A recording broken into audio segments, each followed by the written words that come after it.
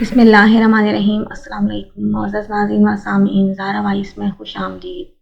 بد نصیب کون ہے؟ حضرت ابو سعید خدری رضی اللہ عنہ روایت کرتے ہیں، نبی کریم صلی اللہ علیہ وسلم نے ارشاد فرمایا، اللہ عز و جل کہتا ہے کہ جس بندے کو میں نے صحت اور تندرستی بخشی اور روزی میں فراخی اور کشادگی دی، پھر 5 سال کی مدت گزر جائے وہ میرے پاس نہ آئے تو ایسا شخص محروم القسمت اور بدقسمت ہے۔ تندرستی اور روزی کی کشائش اللہ تعالیٰ کی بہت بڑی نعمت ہے۔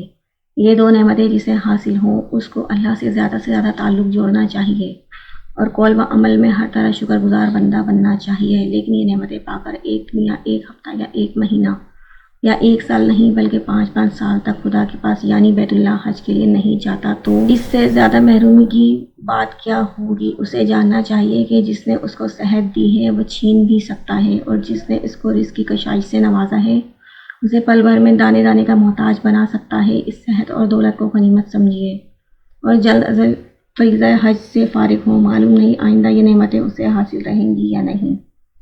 Thanks for watching, please like, share and subscribe.